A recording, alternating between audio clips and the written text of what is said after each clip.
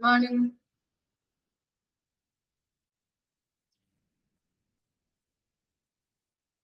Morning.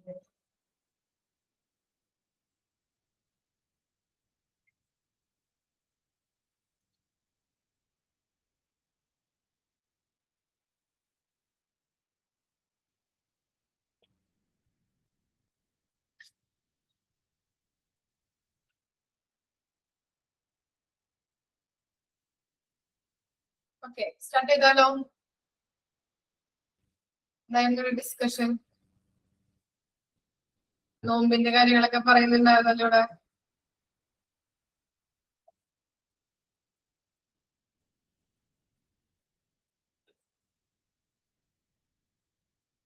നോമ്പ് തുടങ്ങിയോ? Okay, ഇന്ന് തുടങ്ങും അല്ലെ?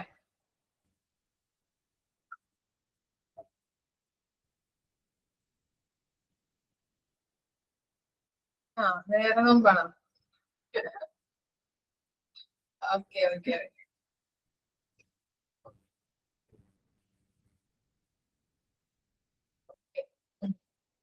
അപ്പോ ആ 18-ാം തീയതി.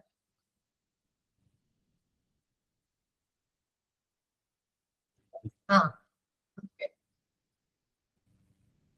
സ്റ്റാർട്ട് ചെയ്യാം നമുക്ക് കേട്ടോ. നമ്മള് IMM വരെയാണ് പറഞ്ഞു നിർത്തിയത് അല്ലെ? ഇന്റഗ്രേറ്റഡ് മെറ്റീരിയൽസ് മാനേജ്മെന്റ് വരെയാണ് നമ്മൾ പറഞ്ഞു നിർത്തിയത്. എന്താണ് IMM എന്ന് പറഞ്ഞാല്? Integrated materials management. ഓക്കെ, അതിന്റെ ഫുൾ ഫോം ആണ് ഇന്റഗ്രേറ്റഡ് മെറ്റീരിയൽസ് മാനേജ്മെന്റ്. അതുപോലെ തന്നെ അതിനകത്ത് എന്തൊക്കെയാണ് നമ്മൾ പഠിച്ചത്? മെറ്റീരിയൽസുമായിട്ടല്ലേ? Okay, coordination for all department അല്ലെ? എന്താണ് മെറ്റീരിയൽസിന്റെ ഉപയോഗവുമായിട്ട് ബന്ധപ്പെട്ട് എല്ലാ ഡിപ്പാർട്ട്മെന്റിന്റെയും കോർഡിനേഷനെയാണ് നമ്മള് IMM എന്ന് പറയുന്നത്. അത് ആരുടെ കീഴിലായിരിക്കും? മെറ്റീരിയൽസ് മാനേജറിന്റെ കീഴിലായിരിക്കും എല്ലാ കാര്യങ്ങളും നമ്മൾ ഏകോപിപ്പിച്ചിരിക്കുന്നത്. അദ്ദേഹത്തിനായിരിക്കും ഡ്യൂട്ടീസ് ആൻഡ് റെസ്പോൺസിബിലിറ്റീസ്. അതുപോലെ തന്നെ ഓരോ ഡിപ്പാർട്ട്മെന്റിനും എന്തൊക്കെ ആവശ്യങ്ങളുണ്ടോ അല്ലെ, എന്തൊക്കെ മെറ്റീരിയൽസ് ആണ് ആവശ്യമായിട്ട് വരുന്നത്, അത് അവർ സെപ്പറേറ്റ് ആയിട്ട് പർച്ചേസ് ചെയ്യാതെ എന്ത് ചെയ്യുന്നുണ്ട്? ഓരോരുത്തർക്കും ഏത് ഡിപ്പാർട്ട്മെന്റിനാണോ ആവശ്യമായിട്ട് എന്തൊക്കെ സാധനങ്ങൾ ആവശ്യമായിട്ട് വരുന്നുണ്ട് എന്നുള്ളത് അവര് മുൻകൂട്ടി തീരുമാനിച്ച് ലിസ്റ്റ് പ്രകാരം എല്ലാവർക്കുമായിട്ട് വാങ്ങിച്ചിട്ട് അതാത് ഡിപ്പാർട്ട്മെന്റിൽ എന്ത് ചെയ്ത് കൊടുക്കുന്നുണ്ട്? ഡിസ്ട്രിബ്യൂട്ട് ചെയ്ത് കൊടുക്കുന്നുണ്ട്. അതാണ് അവിടെ നടക്കുന്ന പ്രോസസ് എന്ന് പറയുന്നത്. ഇനി അതിന്റെ അഡ്വാൻറ്റേജസ് ആണ് താഴെ പോയിന്റ് ഔട്ട് ചെയ്ത് കൊടുത്തിരിക്കുന്നത്. Okay, advantages of IMM. നോക്കി, ബെറ്റർ അക്കൗണ്ടബിലിറ്റി. എന്താണ് അക്കൗണ്ടബിലിറ്റി എന്ന് പറഞ്ഞാല്? റെസ്പോൺസിബിലിറ്റി ആണ് അല്ലെ? റെസ്പോൺസിബിലിറ്റി അല്ലെങ്കിൽ ഉത്തരവാദിത്വം എന്ന് നമുക്ക് പറയാൻ പറ്റും. ഓക്കെ, ബെറ്റർ അക്കൗണ്ടബിലിറ്റി അതായത് എന്താണ്? ഓരോ ഡിപ്പാർട്ട്മെന്റിനും എന്തൊക്കെ സാധനങ്ങളാണ് ആവശ്യമായിട്ട് വേണ്ടത്, അതനുസരിച്ചിട്ട് അവർ കൃത്യമായിട്ട് പ്ലാൻ ചെയ്ത് കൃത്യമായിട്ട് അത് എത്തിച്ചു കൊടുക്കുന്നു. അതാണ് റെസ്പോൺസിബിലിറ്റി പറയുന്നത് അല്ലെ? അവരുടെ ഉത്തരവാദിത്തമാണ് അല്ലെ? ഓരോ ഡിപ്പാർട്ട്മെന്റിനും എന്തൊക്കെ ആവശ്യമായിട്ട് വരുന്നുണ്ട്, എന്തൊക്കെ സാധനങ്ങളാണ് അവിടെ അവൈലബിൾ അല്ലാത്തത്, അതനുസരിച്ച് ഓരോ ഡിപ്പാർട്ട്മെന്റിനും എത്തിച്ചു കൊടുക്കുകയാണ് ചെയ്യുന്നത്. അതാണ് ബെറ്റർ അക്കൗണ്ടബിലിറ്റി എന്ന് പറയുന്നത്. ഇനി എന്താണ്? Coordination of activities in the department. ഡിപ്പാർട്ട്മെന്റിന്റെ ഷോർട്ട് ഫോം ആണ് കേട്ടോ. DEPT എന്ന് പറഞ്ഞ അവിടെ കൊടുത്തിരിക്കുന്നത് ഡിപ്പാർട്ട്മെന്റ് ആണ്. Okay, coordination of activities in the department. അപ്പൊ എന്താണ് അവിടെ കൊടുത്തിരിക്കുന്നത്? അതിന്റെ മീനിങ് എന്തായിരിക്കാം? ഓരോ ഡിപ്പാർട്ട്മെന്റിനും എന്താണ് സെപ്പറേറ്റ് ആയിട്ട് അവർ പർച്ചേസ് ചെയ്യാതെ അവർക്ക് വേണ്ട സാധനങ്ങൾ ലിസ്റ്റ് പ്രകാരം അവർ പ്ലാൻ ചെയ്യുന്നുണ്ട്, അത് പർച്ചേസ് ചെയ്യുന്നു, അത് സ്റ്റോർ ചെയ്യുന്നു, ഡിസ്ട്രിബ്യൂട്ട് ചെയ്യുന്നു അല്ലെ? അങ്ങനെയുള്ള കാര്യങ്ങളാണ് IMM-ല് നടത്തുന്നത്. അതാണ് coordination of activities in the department. ഇനി ബെറ്റർ പെർഫോമൻസ്, അതെന്തായിരിക്കാം ഉദ്ദേശിക്കുന്നത്? മൂന്നാമത്തെ കാര്യമാണ് ബെറ്റർ പെർഫോമൻസ് എന്ന് പറയുന്നത്. അതെന്തായിരിക്കാം? IMM-ന്റെ നേതൃത്വത്തില് ഓരോ ഒന്നും പർച്ചേസ് ചെയ്യുന്നുണ്ട്, ഓരോ ഡിപ്പാർട്ട്മെന്റിനും കൃത്യമായിട്ട് വേണ്ട സാധനങ്ങൾ അവർ കൃത്യമായിട്ട് പർച്ചേസ് ചെയ്യുന്നു അല്ലെ? ആദ്യം കൃത്യമായിട്ടുള്ള പ്ലാനിങ് നടത്തി കൃത്യമായിട്ടുള്ള പ്ലേസില്, കൃത്യമായിട്ടുള്ള ടൈമില്, കൃത്യമായിട്ടുള്ള ക്വാണ്ടിറ്റിയില്, കൃത്യമായിട്ടുള്ള ക്വാളിറ്റിയില് ഓരോ ഡിപ്പാർട്ട്മെന്റിനും എത്തിച്ചു കൊടുക്കുന്നുണ്ട് അല്ലെ. ഇതൊക്കെ നോക്കണം അല്ലെ. കൃത്യമായിട്ടുള്ള പ്ലേസിൽ നിന്ന്, കൃത്യമായിട്ടുള്ള ടൈം അല്ലെ, കൃത്യമായിട്ടുള്ള ക്വാളിറ്റി ഇതൊക്കെ കൃത്യമായിട്ട് വേണം അല്ലെ കൊടുക്കാനായിട്ട്. അവര് പറയുമ്പോ ചിലപ്പോ എന്താണ് റേഡിയോളജി ഡിപ്പാർട്ട്മെന്റ് അല്ലെങ്കിൽ സ്റ്റേഷനറി ഐറ്റംസ് ഒക്കെ പറയുമ്പോ ചിലപ്പോ ഒരു 10 എണ്ണം പറഞ്ഞു കഴിഞ്ഞാൽ നമ്മൾ ഒരു 5 എണ്ണം കൊടുക്കുമ്പോ എന്താണ് അത് ഡിഫറൻസ് വരുന്നുണ്ട്. അവിടെ പിന്നെയും ഒരു 5 എണ്ണം കൂടി ആവശ്യമായിട്ട് വരുന്നുണ്ട് അല്ലെ. അതൊക്കെ നമ്മൾ നോക്കേണ്ടത് ആവശ്യമാണ്. കൃത്യമായിട്ടുണ്ടോ, ക്വാണ്ടിറ്റിയിലാണോ, അവര് പറഞ്ഞിരിക്കുന്ന ക്വാണ്ടിറ്റിയിലാണോ, അതുപോലെ തന്നെ അതിന്റെ ക്വാളിറ്റി എന്തെങ്കിലും ഡാമേജ് ഉണ്ടോ എന്നുള്ളത് നമ്മൾ നോക്കണം അല്ലെ. അപ്പൊ കൃത്യമായിട്ടുള്ള ടൈമില് പിന്നെ ഇനി എന്താ പറയാ ചിലപ്പോ എന്താണ് സർജറി റൂമില് ഇപ്പോ അല്ലെങ്കിൽ 2 ദിവസം കഴിയുമ്പോൾ തന്നെ അല്ലെങ്കിൽ 2 ദിവസത്തിന് മുമ്പായിട്ട് നമ്മള് സർജറിക്ക് വേണ്ടതായിട്ടുള്ള ഐറ്റംസ് നമ്മൾ എത്തിച്ചു കൊടുക്കണം. ഈ സർജറി കഴിഞ്ഞ് ആണ്ടും കൊല്ലം കഴിഞ്ഞിട്ട് അവർക്ക് വേണ്ട സാധനങ്ങൾ എത്തിച്ചു കൊടുത്താൽ മതിയോ? ഇല്ല. കൃത്യമായിട്ടുള്ള ടൈമില് ആ കറക്റ്റ് എക്സാക്ട് ടൈമില് തന്നെ എത്തിച്ചു കൊടുക്കണം അല്ലെ. ഓക്കെ, അതാണ് പറയുന്നത്. കൃത്യമായിട്ടുള്ള ടൈമില്, കൃത്യമായിട്ടുള്ള ക്വാളിറ്റിയില്, ക്വാണ്ടിറ്റിയില്, കൃത്യമായിട്ടുള്ള പ്ലേസിൽ നിന്ന് നമ്മൾ എത്തിച്ചു കൊടുക്കേണ്ടതുണ്ട്. അതാണ് ബെറ്റർ പെർഫോമൻസിൽ പറയുന്നത്. ഇനി എന്താ management of materials information system in easy. Okay, അവിടെ പറയുന്നത് എന്താണ്?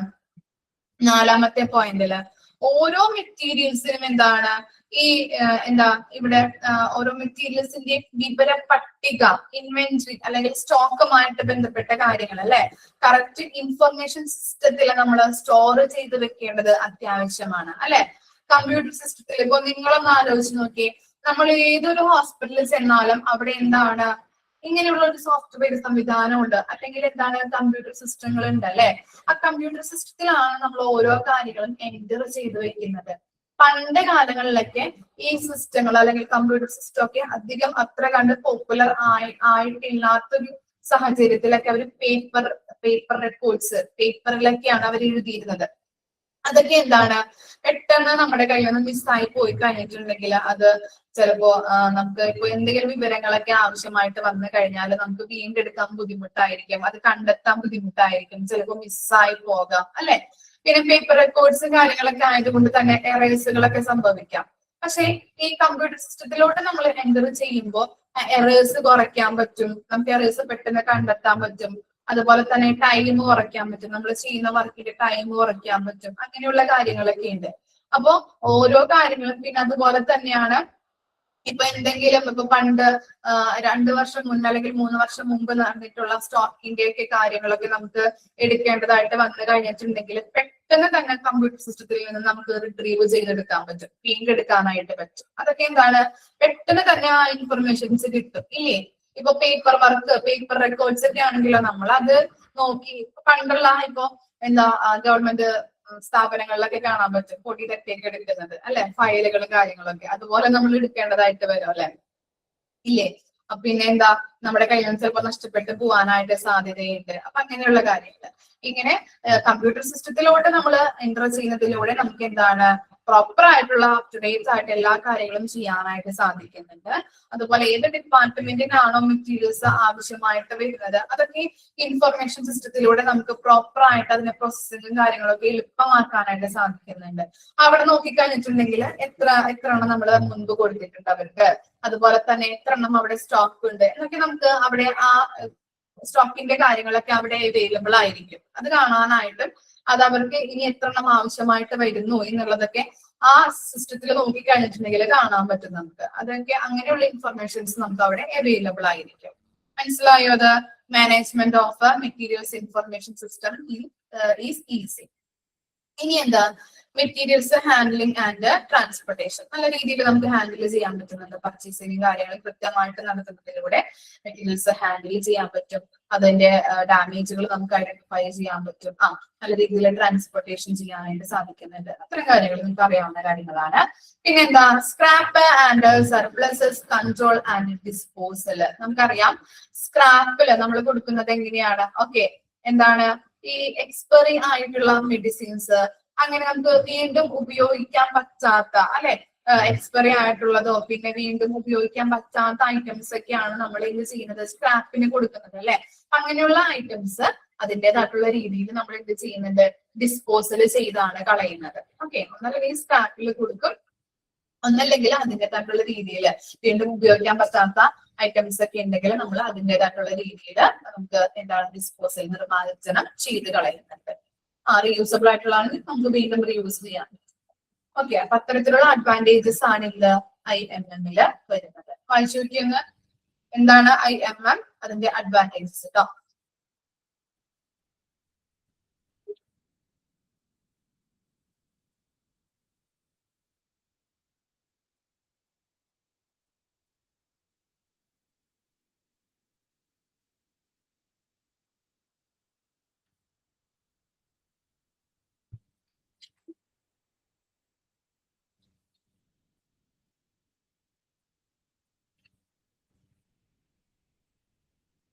ഓക്കെ, ഇനി നെക്സ്റ്റ് നോക്കാട്ടോ നമുക്ക്.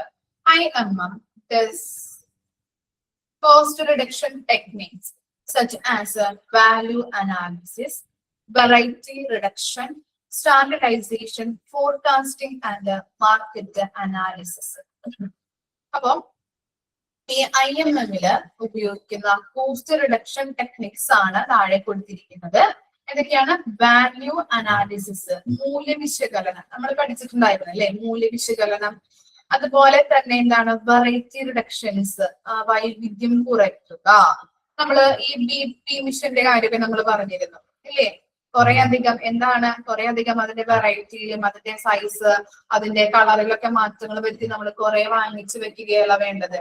അതിന് എന്താണ്, എല്ലാ മിഷനും കൂടി അല്ലെങ്കിൽ അതിന്റെ ഒരു ക്വാളിറ്റി എന്ന് പറഞ്ഞാൽ എന്താ, BP ചെക്ക് ചെയ്യുക എന്ന് മാത്രമാണ് അല്ലെ. അപ്പൊ കുറെ അധികം വാങ്ങിച്ചു വെക്കാതെ നമുക്ക് എന്താണ് റിഡ്യൂസ് ചെയ്യാനായിട്ട്, അതിന്റെ കോസ്റ്റ് റിഡ്യൂസ് ചെയ്യാനായിട്ട് പറ്റുന്നുണ്ടെന്നൊക്കെ നമ്മൾ പറഞ്ഞിരുന്നു. ഓക്കെ, മൂല്യം അനുസരിച്ച് അതിനുള്ള പ്രാധാന്യം കൊടുക്കേണ്ടത് അത്യാവശ്യമാണ്.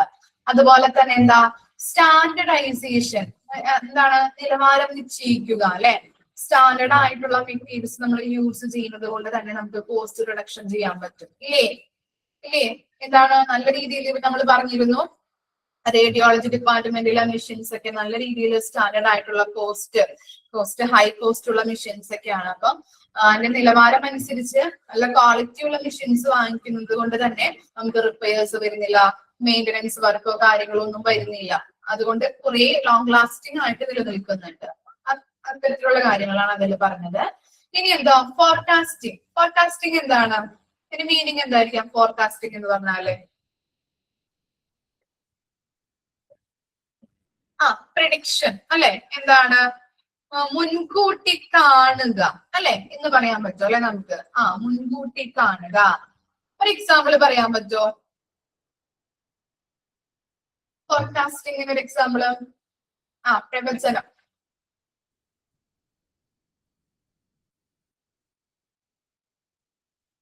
ഞാനൊരു എക്സാമ്പിൾ പറയട്ടെ. ഇപ്പോ സ്വർണത്തിന് വില കൂടി നിൽക്കുന്ന ഒരവസ്ഥയിലാണല്ലേ ഇല്ലേ? എന്താണ്, നമ്മള് സ്വർണത്തിന് വില കുറയുന്ന ടൈമില് നമ്മൾ എന്ത് കരുതും? ഭാവിയില് സ്വർണത്തിന് വില കൂടുന്ന ഒരവസ്ഥയിലോട്ട് വരും. അതുകൊണ്ട് ഞാൻ എന്ത് ചെയ്യാം, കുറച്ച് സ്വർണം വാങ്ങിച്ച് വെക്കാം എന്നുള്ള ഒരു രീതിയിലേക്ക് നമ്മൾ എത്തും ഇല്ലേ? അതെന്താണ്, ഫോർകാസ്റ്റിംഗ് ആണെന്ന് നമുക്ക് പറയാൻ പറ്റും അല്ലെ. ഭാവിയില് സ്വർണത്തിന് വില കൂടും, അപ്പൊ അതനുസരിച്ചിട്ട് നമുക്ക് നമ്മുടെ കയ്യിൽ ഇപ്പൊ കുറച്ച് പൈസ ഉണ്ടെങ്കിൽ നമ്മൾ എന്ത് ചെയ്യും, സ്വർണം വാങ്ങിച്ചു വെക്കാറുണ്ട്. ഓക്കെ, അതാണ് ഫോർകാസ്റ്റിംഗിന്റെ example. Land, okay very good. Land നമ്മൾ ചെയ്യാറുണ്ട്, അങ്ങനെ ലാൻഡ് വാങ്ങിച്ചിടാറുണ്ട് അല്ലെ. ഭാവിയിൽ ലാൻഡിന് വില കൂടാറുണ്ട്, വില കൂടും. അപ്പൊ അതനുസരിച്ചിട്ട് നമ്മൾ എന്ത് ചെയ്യും, ലാൻഡ് കുറച്ച് വാങ്ങിച്ചിടാറുണ്ട് ഇല്ലേ? പിന്നെന്താ, മാർക്കറ്റ് അനാലിസിസ്. മാർക്കറ്റ് അനാലിസിസ് എന്ന് പറഞ്ഞാൽ വിപണി വിശകലനം. ഓക്കെ, നമ്മള് മാർക്കറ്റിംഗ് ഒക്കെ പഠിച്ചതാണ്. ഓക്കെ, അപ്പൊ എന്താണ് മാർക്കറ്റിൽ ഇപ്പോ മാർക്കറ്റിന്റെ വിശകലനം എങ്ങനെയാ നടത്താം? നമ്മള് ക്വാളിറ്റി ഉണ്ടോ, നമ്മളിപ്പോ ഇറക്കാൻ പോകുന്ന പ്രൊഡക്റ്റിന് ക്വാളിറ്റി ഉണ്ടോ, അല്ലെങ്കിൽ മാർക്കറ്റിൽ അത് അവൈലബിൾ ആണോ, മാർക്കറ്റ് വാല്യൂ ഉണ്ടോ എന്നൊക്കെ നോക്കിയിട്ടാണ് നമ്മള് ഓരോ സാധനങ്ങൾ ഇപ്പൊ നമ്മള് മാർക്കറ്റിൽ നിന്ന് ഇപ്പൊ പർച്ചേസ് ചെയ്യാൻ പോവുകയാണെങ്കിലും നമ്മൾ എന്ത് ചെയ്യുന്നുണ്ട്, അതൊക്കെ നോക്കിയിട്ട് അനലൈസ് ചെയ്തിട്ട് വിശകലനം ചെയ്തിട്ട് അല്ലെ, ഗവേഷണങ്ങളൊക്കെ നടത്തിയിട്ടാണ് നമ്മൾ ചെയ്യാറ് ഓരോ കാര്യങ്ങളും അല്ലെ. മാർക്കറ്റിൽ അത് അവൈലബിൾ ആണോ, അല്ലെങ്കിൽ അത് ക്വാളിറ്റി ഉണ്ടോ, ഇപ്പൊ എല്ലാവരും വാങ്ങിക്കുന്നുണ്ടോ, അട്രാക്റ്റീവ് ആണോ, ആവശ്യക്കാരുണ്ടോ, ഇതൊക്കെ നോക്കിയിട്ടാണ് നമ്മൾ വാങ്ങിക്കുന്നത് അല്ലെ. അല്ലെങ്കിൽ നമ്മൾ അത് ഒരു പ്രൊഡ്യൂസ് ചെയ്യുന്നത്, ഓരോ കാര്യങ്ങൾ നമ്മൾ ഒരു പ്രൊഡക്റ്റ് ആയിട്ട് നമ്മൾ പ്രൊഡ്യൂസ് ചെയ്യുന്നത് അങ്ങനെയൊക്കെ നോക്കിയിട്ടാണ്. അപ്പൊ ഇത്തരത്തിലുള്ള കോസ്റ്റ് റിഡക്ഷൻ ടെക്നിക്സ് ആണ് അവിടെ കൊടുത്തിരിക്കുന്നത്. IMM-ന്റെ ഏതൊക്കെയാണ്? വാല്യൂ അനാലിസിസിൽ ഉണ്ട്, വെറൈറ്റി റിഡക്ഷൻ ഉണ്ട്, സ്റ്റാൻഡർഡൈസേഷൻ ഉണ്ട്, ഫോർകാസ്റ്റിംഗ് ഉണ്ട്, മാർക്കറ്റ് അനാലിസിസ്. ജസ്റ്റ് ഒന്ന് അണ്ടർലൈൻ ചെയ്ത് വെച്ചാൽ മതി കേട്ടോ. കോസ്റ്റ് റിഡക്ഷൻ ടെക്നിക്സ് ഏതൊക്കെയാണുള്ളത് മനസ്സിലാക്കി വെക്കാം. ഇത്രയുള്ളൂ. ഇനി നെക്സ്റ്റ് ആണ് എന്ത്? Value analysis. എന്താണ് വാല്യൂ അനാലിസിസ് എന്ന് പറഞ്ഞാല്? Value analysis is an arranged approach to recognize unnecessary cost connected with any product, material, part, component, system or services. ഇവിടെ നമ്മൾ പറഞ്ഞു പ്രൊഡക്റ്റ് ഉണ്ട്, മെറ്റീരിയൽ ഉണ്ട്, പാർട്ട് ഉണ്ട്, കമ്പോണന്റ് ഉണ്ട്, സർവീസസ്, സിസ്റ്റംസ്, ഇവയെല്ലാം സംബന്ധിച്ച അനാവശ്യമായിട്ട് അൺനെസസറി കോസ്റ്റ് ആണ് അല്ലെ. അൺനെസസറി കോസ്റ്റ് എന്ന് പറഞ്ഞാല് ഈ പ്രൊഡക്റ്റിനെ സംബന്ധിച്ചിട്ടായാലും മെറ്റീരിയൽസിനെ സംബന്ധിച്ചിട്ടായാലും ഇനി അതിന്റെ കമ്പോണന്റ് അതുപോലെ തന്നെ അവിടെ കൊടുക്കുന്ന സർവീസുമായിട്ട് സിസ്റ്റംസുമായിട്ട് ബന്ധപ്പെട്ടിട്ടൊക്കെ അനാവശ്യമായിട്ട് ചെലവുകൾ വരുന്നുണ്ട് എന്നത് തിരിച്ചറിയുന്ന ഒരു സംവിധാനത്തെയാണ് നമ്മൾ വാല്യൂ അനാലിസിസ് എന്ന് പറയുന്നത്. ഓക്കെ, എന്തിനൊക്കെ സംബന്ധിച്ചിട്ടാണ്? Product, material, part, components, systems അല്ലെങ്കിൽ സർവീസസ്, ഇവയെല്ലാം സംബന്ധിച്ചിട്ട് ഒരു അൺനെസസറി കോസ്റ്റ് അല്ലെങ്കിൽ അനാവശ്യമായിട്ടുള്ള ചിലവുകള് വരുന്നുണ്ട് എന്നുള്ളത് തിരിച്ചറിയുന്ന സംവിധാനത്തെയാണ് നമ്മൾ വാല്യൂ അനാലിസിസ് എന്ന് പറയുന്നത്. Okay, this process is necessary for cost reduction. എന്താണ്? ഈ വാല്യൂ അനാലിസിസ് വഴി നമുക്ക് കോസ്റ്റ് റിഡക്ഷൻ ചെയ്യാനായിട്ട്, കോസ്റ്റ് കുറയ്ക്കാനായിട്ട് സഹായിക്കുന്നുണ്ട്. Value release on functions as well as on the cost. ഇനി വാല്യൂ എന്നത് എന്താണ്? ഫങ്ഷനെയും അതുപോലെ തന്നെ ഈ കോസ്റ്റിനെയും ആശ്രയിച്ചിരിക്കുന്നു. Value analysis of a material gives more importance to the utility of the material than its cost. അതുപോലെ എന്താ? വാല്യൂ അനാലിസിസിൽ പ്രാധാന്യം നൽകുന്നത് എന്തിനെയാണ്? അതിന്റെ വിലയേക്കാൾ കൂടുതൽ അതിന്റെ യൂസസിനാണ് പ്രാധാന്യം നൽകുന്നത്. നമ്മൾ പറഞ്ഞു എന്താണ്? ഇപ്പൊ സ്റ്റാൻഡേർഡ് ആയിട്ടുള്ള മെഷീൻസ് വാങ്ങിച്ചു കഴിഞ്ഞിട്ടുണ്ടെങ്കിൽ അതിന്റെ വില നമ്മൾ നോക്കുന്നില്ല ഫസ്റ്റ്, പക്ഷെ അതിന്റെ യൂസസ് അല്ലെ ലോങ് ലാസ്റ്റിംഗ് ആണ്. അതുപോലെ തന്നെ നമുക്കൊരു ഐഫോൺ എടുക്കാം. ഐഫോൺ നിങ്ങൾ വാങ്ങിച്ചു. ഐഫോൺ നിങ്ങൾ വാങ്ങിക്കുന്നതിന്റെ ആവശ്യകത എന്താണ്? എന്തായിരിക്കാം നിങ്ങൾ ഐഫോൺ വാങ്ങിക്കുന്നതിന്റെ കാരണങ്ങൾ, റീസൺസ് എന്തായിരിക്കാം? സെക്യൂരിറ്റി, ക്യാമറ, പോരട്ടെ, കറക്റ്റ് ആണ്. Quality, okay, clarity, very good അല്ലെ. ക്യാമറ അല്ലെ. എല്ലാവരും ഐഫോൺ വാങ്ങിക്കുമ്പോ ആരുടെ കയ്യിലാണ് ഐഫോൺ ഉള്ളത്? അപ്പൊ നമ്മൾ എന്തെങ്കിലും സെൽഫി എടുക്കാറുണ്ട് അല്ലെ. നമ്മുടെ ഫോണൊക്കെ ആപ്പിൾ ഫോൺ ആയിരിക്കും അല്ലെ. അതുകൊണ്ട് ആരെങ്കിലൊക്കെ നമ്മുടെ ഫ്രണ്ട്സ് ഒക്കെ ഐഫോൺ എടുക്കുമ്പോ, ഐഫോൺ ആണെങ്കിൽ നമ്മൾ എന്ത് ചെയ്യും? അവരുടെ ഫോണിൽ എടുത്താൽ മതി, അത് ഐഫോൺ ആണല്ലോ, അപ്പൊ നല്ല ക്ലാരിറ്റി ഉണ്ടാവും, നല്ല ഭംഗി ഉണ്ടാവും നമ്മളെ കാണാനായിട്ട് ഇല്ലേ. നമ്മൾ അങ്ങനെയാണ് ചെയ്യാറല്ലേ.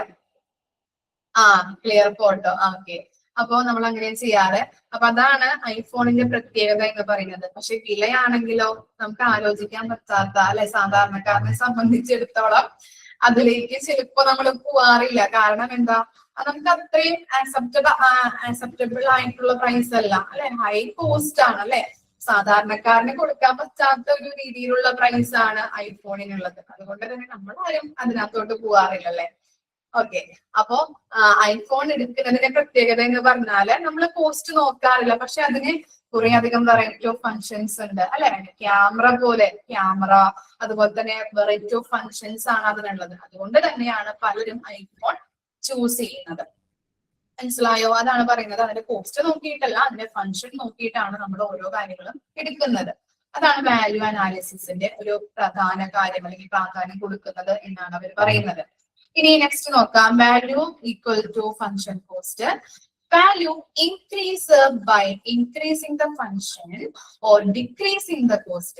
ഇനി വാല്യൂ ഇൻക്രീസസ് രണ്ട് കാര്യം പറയുന്നുണ്ട്.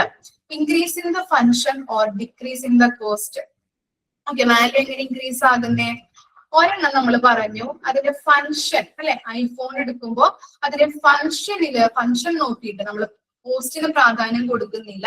അതിന്റെ ഫംഗ്ഷൻ വെറൈറ്റി ഓഫ് ഫംഗ്ഷൻ ആയതുകൊണ്ട് തന്നെ, ഫംഗ്ഷൻ നല്ല രീതിയിൽ ആയതുകൊണ്ട് തന്നെ അതാണ് അവിടെ കൊടുത്തിരിക്കുന്നത്. ഐഫോൺ ആയിട്ട് നിങ്ങളൊന്ന് ജസ്റ്റ് ഒന്ന് കണക്ട് ചെയ്ത് നോക്കാം കേട്ടോ. കൂടുതൽ വെറൈറ്റി ഓഫ് ഫംഗ്ഷൻ ഉള്ളത് കൊണ്ട് തന്നെ അതിന്റെ വാല്യൂ ഇൻക്രീസ് ആകുന്നുണ്ട്. ഇനി അതർവൈസ് ആണെങ്കിലോ നോക്കിയേ, or decrease in the cost. Cost decrease ആകുമ്പോ വാല്യൂ എങ്ങനെ ഇൻക്രീസ് ആവും? നിങ്ങൾ ഒരു ടെക്സ്റ്റൈൽ ഷോപ്പിൽ പോവാ. ടെക്സ്റ്റൈൽ ഷോപ്പിൽ നിങ്ങൾ എന്ത് ചെയ്യും? അവിടെ ഡിസ്പ്ലേക്ക് ഇട്ടിരിക്കുന്ന പ്രൊഡക്റ്റുകൾ അല്ലെങ്കിൽ മെറ്റീരിയൽസ് ഇപ്പൊ ഡിസ്കൗണ്ട് സെയിൽസിനാണ് ഇട്ടിരിക്കുന്നതെങ്കിൽ അല്ലെ, കോസ്റ്റ് ഡിക്രീസ് കുറച്ച് അല്ലെ, അതിന്റെ പ്രൈസ് കുറച്ചുകൊണ്ട് കുറച്ച് ഡിസ്കൗണ്ട് സെയിൽസിനാണ് മെറ്റീരിയൽസ് ഇട്ടിരിക്കുന്നതെങ്കിലോ നിങ്ങൾ അവിടെ പോവാറുണ്ടോ? എടുക്കോ പോയിട്ട് മെറ്റീരിയൽസ്? എടുക്കും അല്ലെ. സാധാരണക്കാരനെ സംബന്ധിച്ചിടത്തോളം എവിടെയാണോ എന്ത് മെറ്റീരിയൽസിന് ഏതെങ്കിലും ഒരു സാധനങ്ങൾക്ക് വില കുറവ്, അവിടെ നമ്മൾ പോവും ഇല്ലേ? പോവാറില്ലേ? കാരണം എന്താ? കോസ്റ്റ് കുറവിന് സാധനങ്ങൾ നമുക്ക് കിട്ടും. അങ്ങനെ കോസ്റ്റ് കുറവിന് ഇട്ടിരിക്കുന്ന സാധനങ്ങൾ നമ്മൾ പോയി ചൂസ് ചെയ്യാറുണ്ട്. അപ്പോ ആ പ്രൊഡക്റ്റിന്റെ വാല്യൂ എന്ന് പറയുന്നത് എന്താ കൂടോ കുറയോ? എന്താ ചെയ്യാ? ഇൻക്രീസ് ആകുന്നുണ്ട് അല്ലെ. എല്ലാവരും പോയി ചൂസ് ചെയ്യുന്നുണ്ട്, കൂടും. ഓക്കെ, അതൊന്ന് ജസ്റ്റ് ഒന്ന് മനസ്സിലായോ നിങ്ങൾക്ക്? ഇപ്പൊ ഫംഗ്ഷൻ ആയാലും അതുപോലെ തന്നെ കോസ്റ്റിനെ സംബന്ധിച്ചിടത്തോളം വാല്യൂ കൂടുന്നുണ്ടെന്നാണ് പറയുന്നത്. ഓക്കെ, ഫംഗ്ഷനെ സംബന്ധിച്ചിടത്തോളം നമ്മൾ പറഞ്ഞു ഐഫോണിന്റെ കാര്യം ഓർത്ത് വെക്കാം. അതുപോലെ തന്നെ കോസ്റ്റ്, അത് ഡിസ്കൗണ്ട് സെയിൽസിന്റെ കാര്യവും ഒന്ന് ഓർത്ത് വെച്ചാൽ മതി. ജസ്റ്റ് ഒന്ന് കണക്ട് ചെയ്ത് നോക്കിയാൽ മതി കേട്ടോ. ഓക്കെ, ക്ലിയർ ആണോ? അപ്പൊ വാല്യൂ അനാലിസിസ് ഓക്കെ അല്ലേ? ഓക്കെ, ഇനി നെക്സ്റ്റ് നോക്കാം, different types of values. Okay, different types of values ആണ് ഇനി നമ്മൾ നോക്കാൻ പോകുന്നത്. Okay, different types of values നോക്കാം. ഫസ്റ്റ് വൺ എന്താണ്? Functional values. Functional value relaying on function value change. അപ്പൊ ഇവിടെ കൊടുത്തിരിക്കുന്നത് ഫങ്ഷനുമായിട്ട് ബന്ധപ്പെട്ടിട്ടാണ് അല്ലെ. ഒരു വസ്തുവിന്റെ ഫങ്ഷനെ ബേസ് ചെയ്തായിരിക്കും വാല്യൂവില് വ്യത്യാസം വരുന്നത് അല്ലെ. ഐഫോൺ എടുത്തു കഴിഞ്ഞാൽ എന്താണ്? നമ്മളുടെ കയ്യില് നോക്കിയ ഫോണും അതുപോലെ തന്നെ ഐഫോണും ഉണ്ട്. അപ്പൊ ഏതിനാ വാല്യൂ കൂടുതൽ നമ്മൾ കൊടുക്കുക, അല്ലെങ്കിൽ പ്രാധാന്യം കൂടുതൽ കൊടുക്കുന്നത് ഏതിനാണ്? അതിന്റെ നോക്കിയ ഫോണും അതുപോലെ തന്നെ ഐഫോണും എടുത്തു കഴിഞ്ഞാൽ രണ്ടും അല്ലെ ഫങ്ഷൻ. ഐഫോൺ എടുത്തു കഴിഞ്ഞാൽ നമുക്ക് നോക്കാൻ പറ്റും അതിന്റെ ഫങ്ഷൻ, വെറൈറ്റി ഓഫ് കാര്യങ്ങളാണല്ലേ അതിനകത്തുള്ളത്. അതുപോലെ തന്നെ എന്താണ് അതിന്റെ ക്യാമറ, എല്ലാ കാര്യങ്ങളും കൊണ്ടും അത് നോക്കിയ ഫോണിനെക്കാട്ടിലും കൂടുതൽ ഇത്തിരി മുൻപന്തിയിലാണ്. ഇത്തിരി എല്ലാം കൂടുതൽ മുൻപന്തിയിൽ നിൽക്കുന്ന ഒരു ബെറ്റർ വണ്ണാണെന്ന് നമുക്ക് പറയാൻ പറ്റും. അതുപോലെ തന്നെ കോസ്റ്റ് നോക്കിയാലോ, കോസ്റ്റും അല്ലെ നോക്കിയതിനെക്കാട്ടിലും കൂടുതലാണ് അതിന്റെ കോസ്റ്റ് വരുന്നത്. ഓക്കെ, അപ്പൊ ഫങ്ഷനെ ബേസ് ചെയ്താണ് അതിന്റെ വാല്യൂവില്, ഒരു പ്രൊഡക്റ്റിന്റെ വാല്യൂവില് വ്യത്യാസം വരുന്നത്.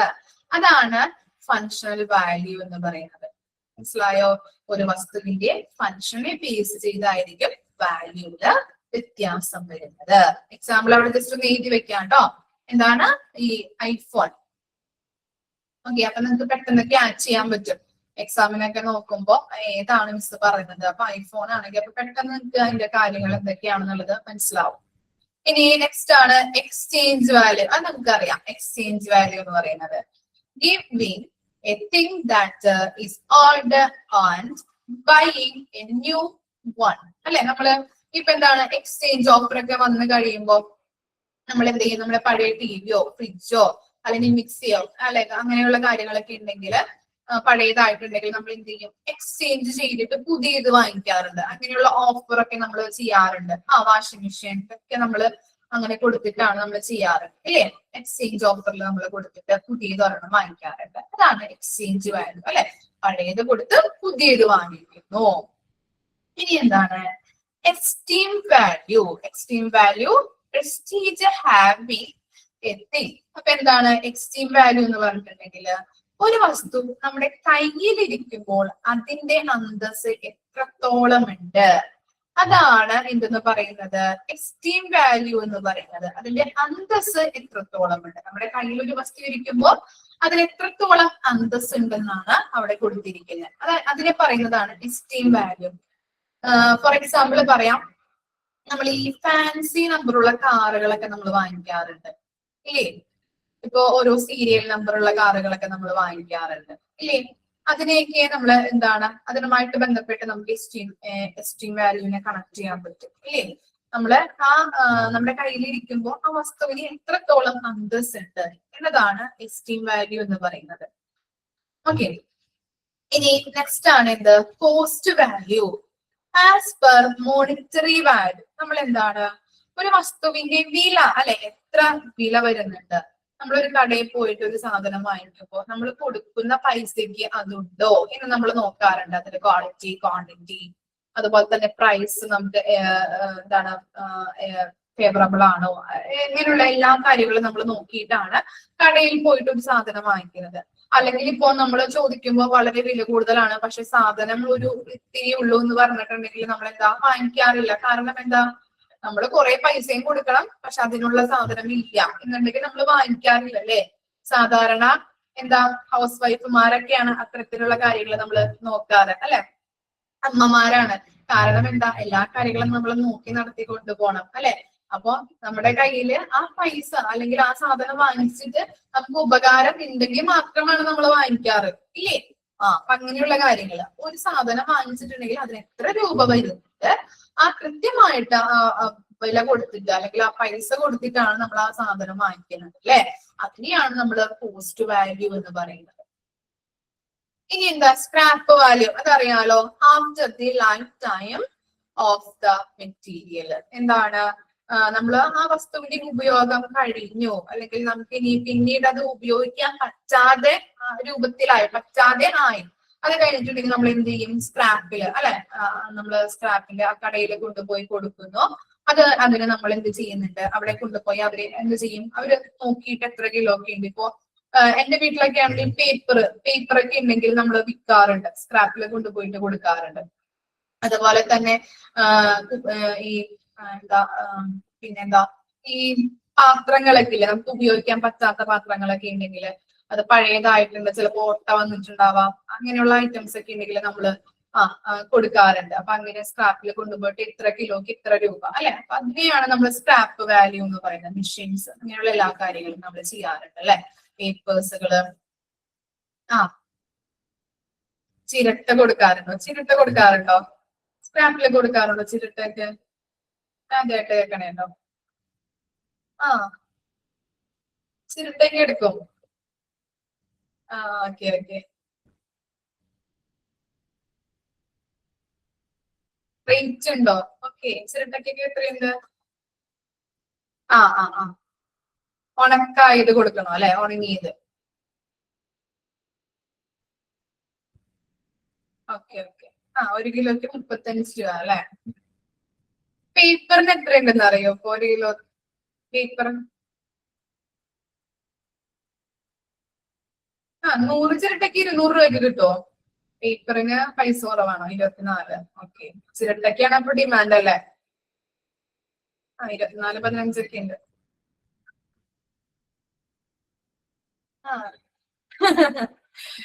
ഓക്കെ, അപ്പൊ വീട്ടില് തെങ്ങൊന്നുമില്ല, അപ്പൊ പിന്നെ നമുക്ക് ചിരട്ടയും കിട്ടാറില്ല അങ്ങനെ. വീട്ടില് പിന്നെ തെങ്ങും കാര്യങ്ങളൊക്കെ ഉള്ളവർക്ക് പിന്നെ നമുക്ക് അതെ. അതെ അല്ലെ? Okay okay. ഞാൻ ചിരട്ടയുടെ കാര്യം ഞാൻ ആദ്യമായിട്ടാണ് കേൾക്കുന്നത് കേട്ടോ, അതാണ് ചോദിച്ചത്. ചിരട്ട കൊടുക്കുമോ എന്നുള്ളത്. ഞങ്ങളുടെ വീട്ടില് പേപ്പറും കാര്യങ്ങളൊക്കെയാ കൊടുക്കാറ്, അതുപോലെ തന്നെ പാത്രങ്ങള്, അതാണ് ഞാൻ പറഞ്ഞത് എക്സാമ്പിൾ ആയിട്ട്. എന്താണ്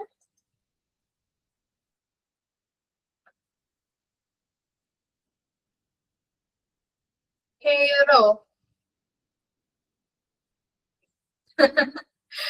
ഓക്കെ.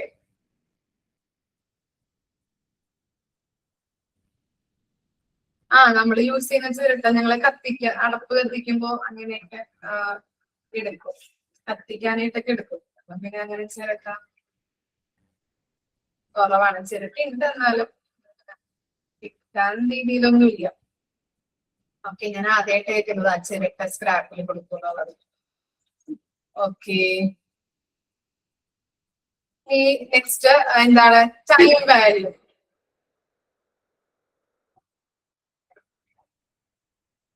അതെ, കൂടുതലുള്ളവർക്കേ പറ്റുള്ളൂ അല്ലെ, നമുക്കൊന്നും പറ്റില്ല. നമ്മളൊക്കെ പാവങ്ങളാണ്, തെങ്ങൊന്നുമില്ല. ഉള്ള തെങ്ങാണെങ്കിൽ തെങ്ങില് തേങ്ങയില്ല, അതങ്ങനെ. Okay, time value. Time value എന്താ? How long it will last. എന്താണ് ടൈം വാല്യൂ എന്ന് പറഞ്ഞാല് എത്ര നാള് നമുക്കത് അത് നമുക്ക് ഉപയോഗിക്കാൻ പറ്റും അല്ലെ, അതനുസരിച്ചിട്ടാണ് എത്ര നാള് അത് നിലനിൽക്കുന്നുണ്ട് അല്ലെ, അതനുസരിച്ചിട്ടാണ് അതിന്റെ ടൈം. ഇപ്പോ മെഡിസിൻസ് ഒക്കെ എക്സ്പയറി ആകുന്ന ആ ഡേറ്റ് വരെ നമുക്ക് ഉപയോഗിക്കാൻ പറ്റുള്ളൂ. അത് കഴിഞ്ഞാൽ നമുക്ക് എന്താണ് ഉപയോഗിക്കാൻ പറ്റില്ല. പിന്നെ അത് നമ്മൾ എന്ത് ചെയ്യാം, ഡിസ്പോസൽ ചെയ്ത് കളയേണ്ടതായിട്ട് വരും അല്ലെ. അപ്പോ അങ്ങനെയുള്ള കാര്യങ്ങൾ. അപ്പൊ എക്സാമ്പിൾ ജസ്റ്റ് മെഡിസിൻ ഒക്കെ ഒന്ന് എഴുതി വെക്കാം കേട്ടോ അവിടെ. എത്ര നാള് അത് ഉപയോഗിക്കാൻ പറ്റും അല്ലെങ്കിൽ നിലനിൽക്കുന്നുണ്ട്, അതനുസരിച്ചിട്ടാണ് അതിന്റെ ടൈം വാല്യൂ എന്ന് പറയുന്നത്. ഓക്കെ, അപ്പോ മെഡിസിൻസ് ഒക്കെ ആണെങ്കിൽ അതിന്റെ എക്സ്പയറി ഡേറ്റ് വരെയാണ് നമുക്ക് ഉപയോഗിക്കാൻ പറ്റുന്നത്. അത് തന്നെ കഴിഞ്ഞിട്ടുണ്ടെങ്കിൽ നമ്മൾ എന്താണ്, അത് ഉപയോഗശൂന്യമാണ് അല്ലെ, നമുക്ക് ഉപയോഗിക്കാൻ പറ്റില്ല, അത് ഡിസ്പോസൽ ചെയ്ത് കളയേണ്ടതായിട്ട് വരുന്നുണ്ട്. ഓക്കെ, ഒന്ന് വായിച്ചു നോക്കിയ വാല്യൂ അനാലിസിസ്, അതുപോലെ തന്നെ different types of values.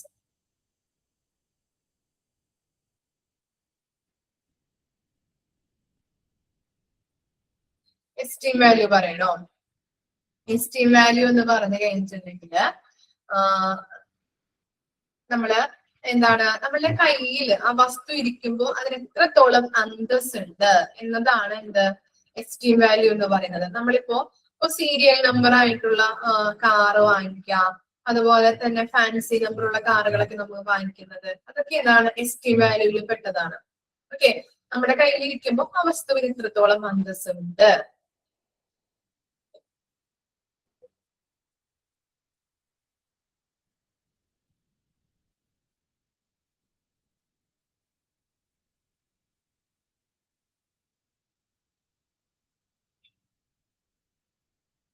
Land ഒക്കെ നമ്മൾ അങ്ങനെ വാങ്ങിക്കാറില്ലേ, മോഹവില കൊടുത്ത് വാങ്ങിക്കുന്നതൊക്കെ, ഇതാണ് അവിടെ ഉദ്ദേശിക്കുന്നത്.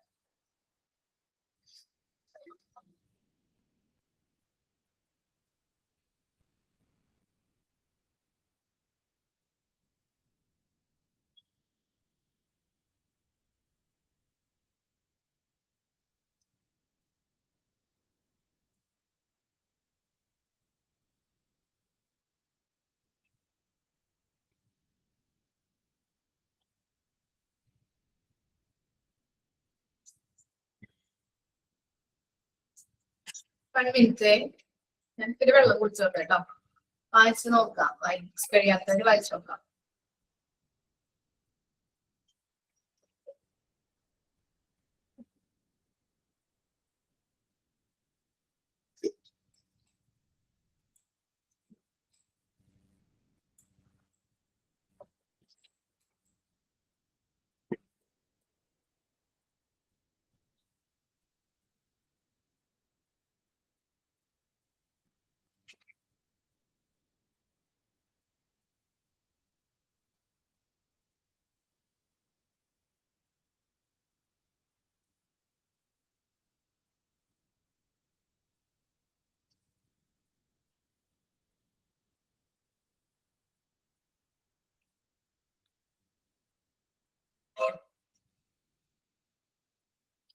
ഓക്കെ, നെക്സ്റ്റ് നോക്കാം.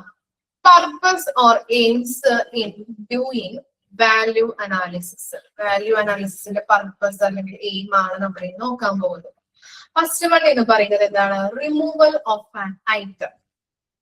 ഓക്കെ, നമ്മൾ എന്ത് ചെയ്യുന്നുണ്ട്? Removal of an item. എന്താണ്?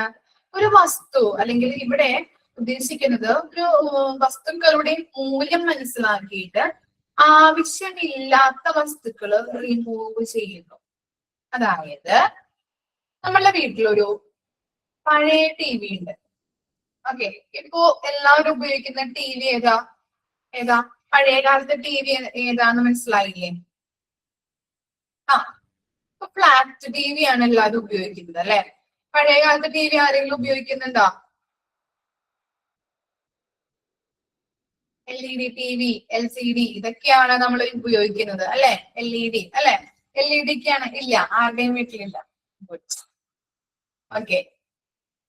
ഓക്കെ. അപ്പൊ എന്താണ്, നമ്മുടെ വീട്ടില് പഴയ ടി വി ഉണ്ട്. പഴയ ടി വി എന്താണ്, നമ്മള് കാലത്തിനോടനുബന്ധിച്ച് മാറുന്ന പേഴ്സൺസ് ആണ് എല്ലാവരും.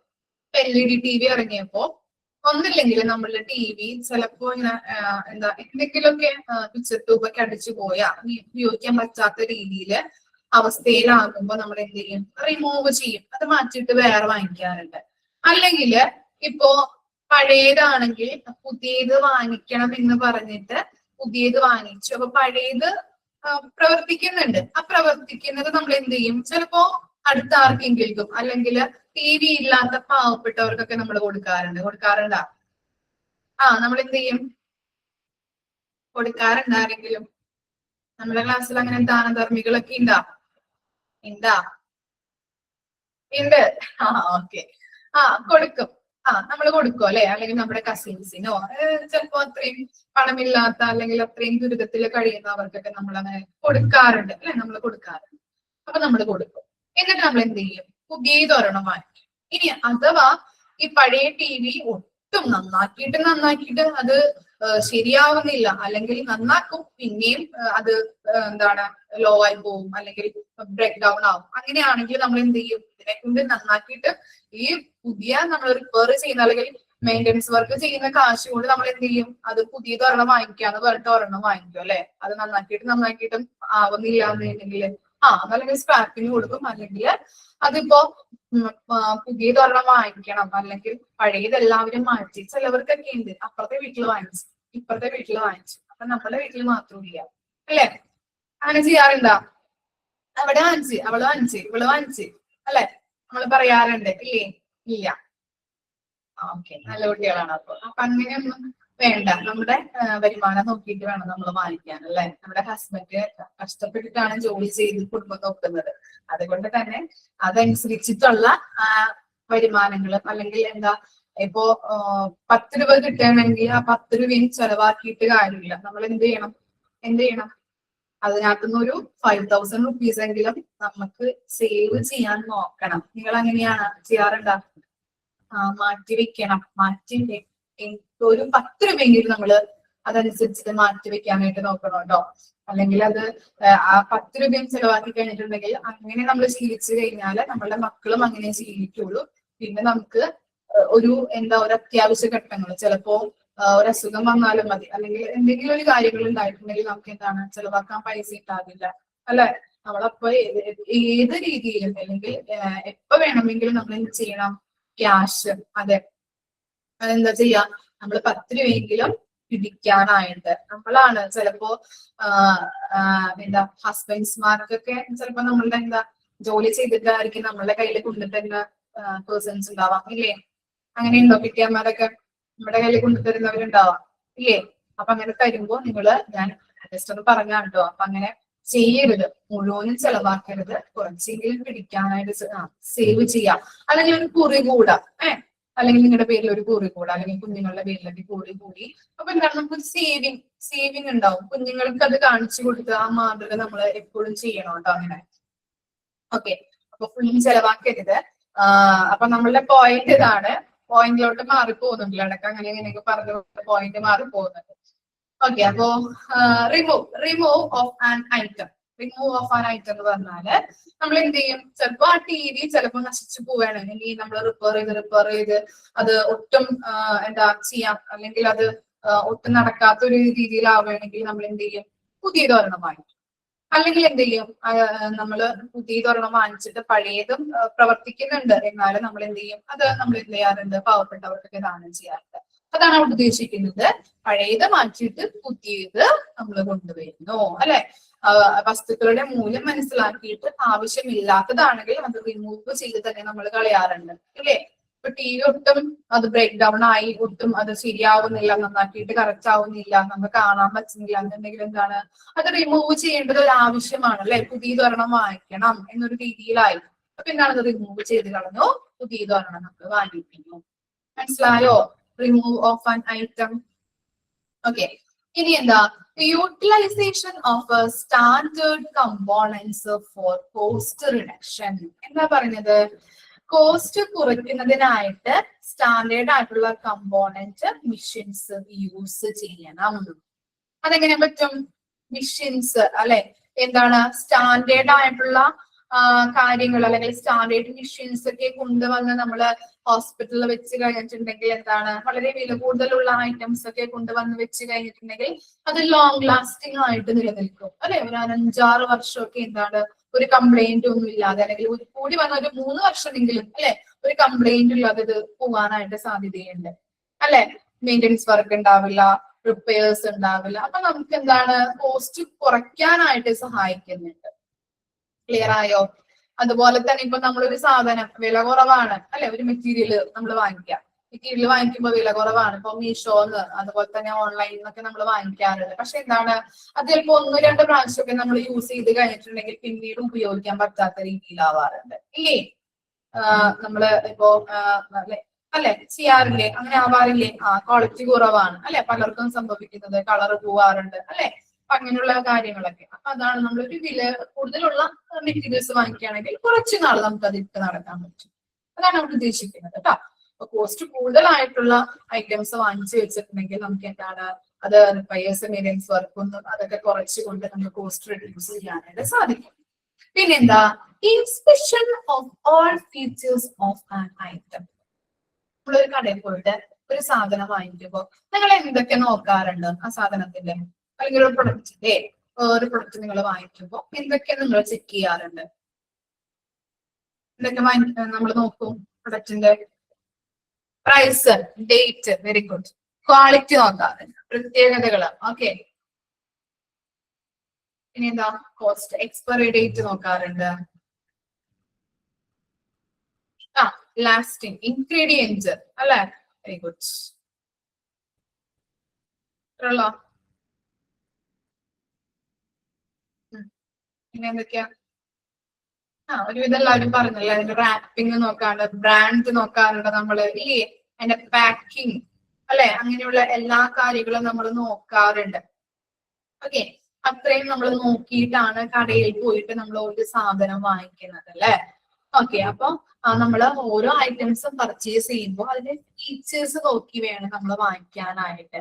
അല്ലെങ്കിൽ എന്താണ്, ചേട്ടാ ഈ സാധനം എടുത്തോട്ടാ, ഈ പ്രൊഡക്റ്റ് എടുത്തോ, എന്നിട്ട് നമ്മൾ ക്യാഷും കൊടുത്ത് വാങ്ങിച്ചു വരുമ്പോ വീട്ടിൽ ചെല്ലുമ്പോഴാണ് അത് ചിലപ്പോൾ ജസ്റ്റ് ഒന്ന് നമ്മൾ പൊട്ടിച്ച് നോക്കുമ്പോഴാണ് അയ്യോ അതിന്റെ എക്സ്പയറി ഡേറ്റ് നമ്മൾ നോക്കിയില്ലല്ലോ, നോക്കുമ്പോഴാണ് ഡേറ്റ് കഴിഞ്ഞ സാധനം അല്ലെ. ചെയ്യാറുണ്ട് അല്ലെ, മോശം അല്ലെ. ഇപ്പോ ഡാമേജ് ആയിട്ടുള്ള ഐറ്റംസ് അല്ലെ, ഇവിടെ പറഞ്ഞു ഡാമേജ് ആയിട്ടുള്ള ഐറ്റംസ് ആണെങ്കിൽ നമ്മൾ നോക്കിയിട്ടില്ല, നമ്മൾ കാശും കൊടുത്ത് പോന്നു, പിന്നെ നമുക്ക് തിരിച്ചു കൊണ്ടുവന്നാൽ അവരെടുക്കുമോ? അത് ഇല്ല, എടുക്കില്ല. അപ്പൊ നമ്മൾ എന്ത് ചെയ്യണം? സാധനങ്ങൾ കടയിൽ നിന്ന് വാങ്ങിക്കുമ്പോൾ കൃത്യമായിട്ട് അതിന്റെ കാര്യങ്ങള്, ഡേറ്റ്, പ്രൈസ്, ക്വാളിറ്റി, ക്വാണ്ടിറ്റി, എല്ലാ കാര്യങ്ങളും എന്താണ്, ആർക്കെങ്കിലൊക്കെ അങ്ങനെയുള്ള എന്തെങ്കിലും എക്സ്പീരിയൻസ് ഉണ്ടായിട്ടുണ്ടോ ആർക്കെങ്കിലും? ഉണ്ട്. ഓക്കെ, ഒന്ന് ഷെയർ ചെയ്യാമോ? ഞാൻ ഒന്ന് അൺമ്യൂട്ട് ആക്കാം.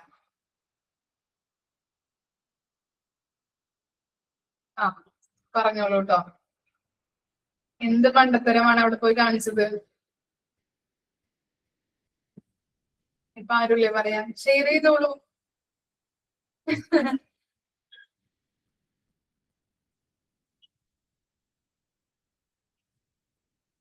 ആരുല്ലേ? പറ്റിയിട്ടുണ്ടെന്ന് പറഞ്ഞ്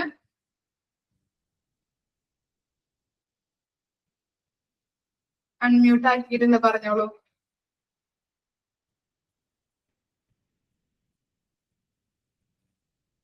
മൈക്ക് ഓൺ ആക്കാൻ പറ്റുന്നില്ലേ?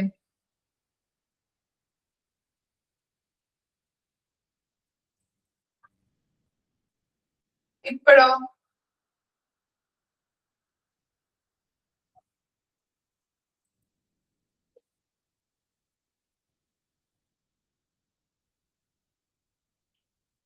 Okay okay. ഓക്കെ, ടൈപ്പിംഗ് പറഞ്ഞോളൂ,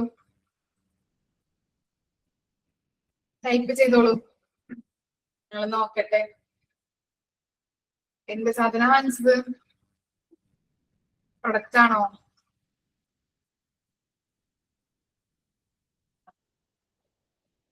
വെജ് റൈസ്.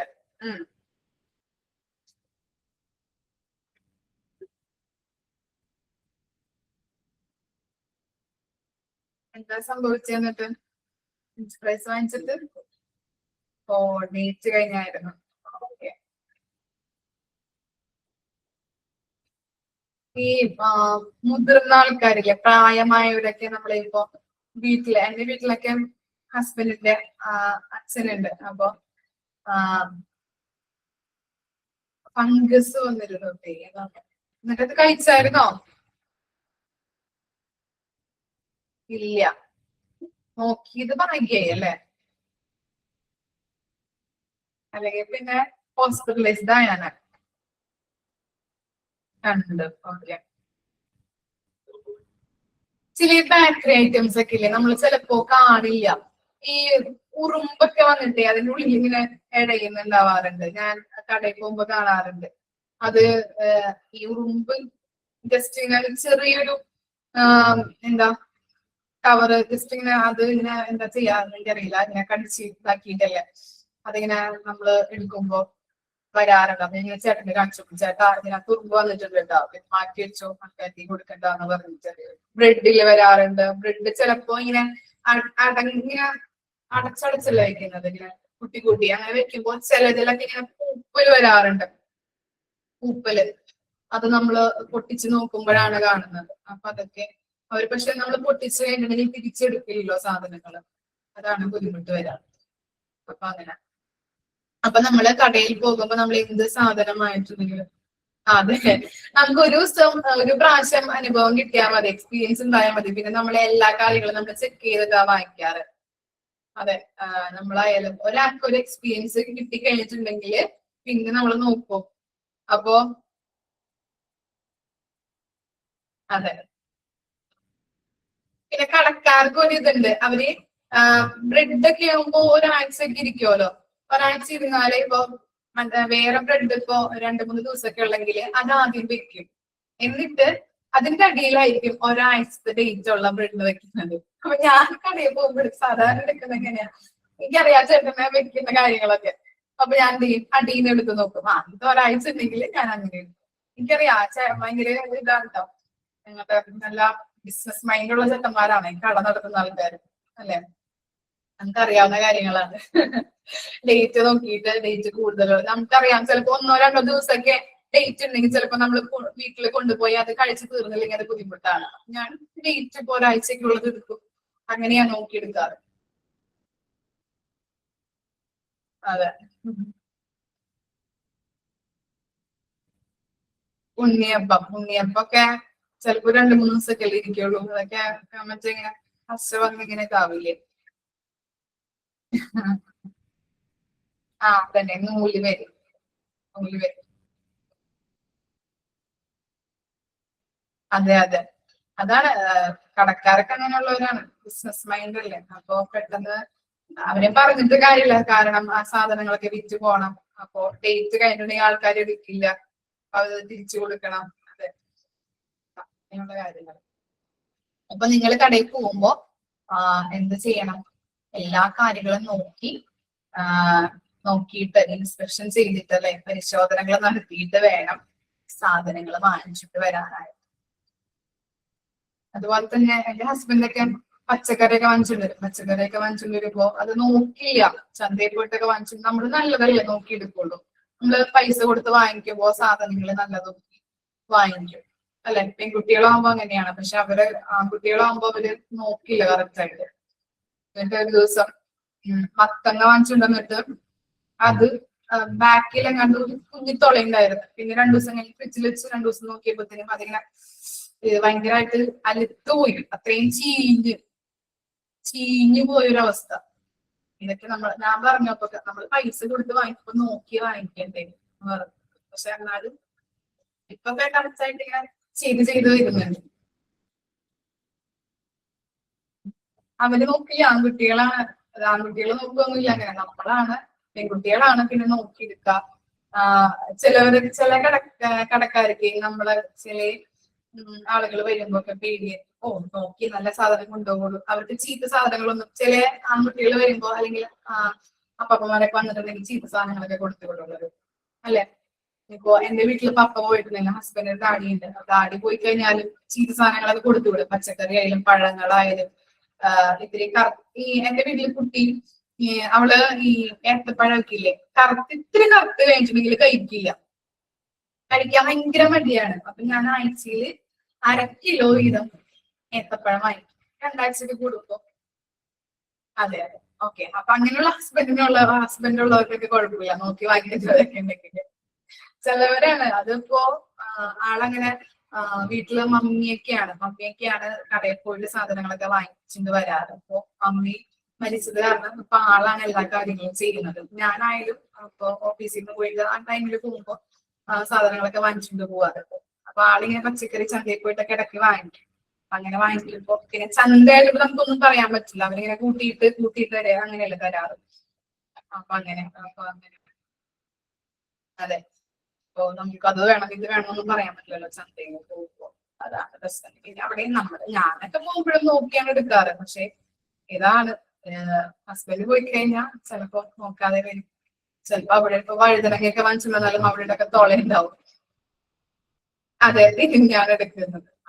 ചിലവർക്ക് ഇങ്ങനെ കടക്കാർക്ക് ഉണ്ടല്ലോ പെൺകുട്ടികളൊക്കെ പോകുമ്പോൾ ഞാൻ തിരിഞ്ഞാണ് എടുക്കാറ്. തിരിഞ്ഞെടുക്കുമ്പോ ചിലവർക്ക് ഇഷ്ടപ്പെടില്ല അത് ഇതിനാ തിരിയണത്. അപ്പൊ നല്ലതും ചീത്തയും കൂടിയാണ് അവര് കൂട്ടിയിട്ട് തരുന്നത്. നമ്മള് തിരിഞ്ഞെടുക്കുമ്പോ ചിലവർക്ക് ഇഷ്ടപ്പെടില്ല.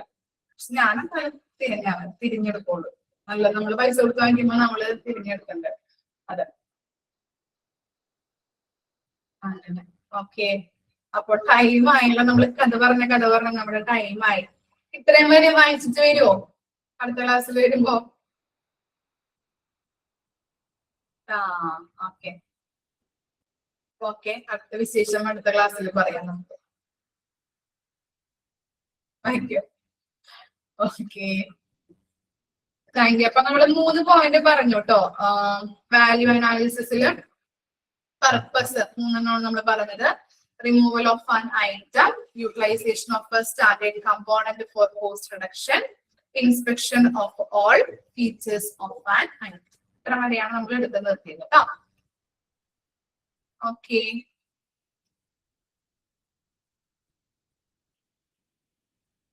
ക്ലിയർ അല്ലേ? ഇത്രയും വരെ ഓക്കെ അല്ലേ? ഡൗട്ട് ഒന്നും ഇല്ലല്ലോ? അപ്പൊ നെക്സ്റ്റ് ക്ലാസ്സിൽ കാണാം കേട്ടോ.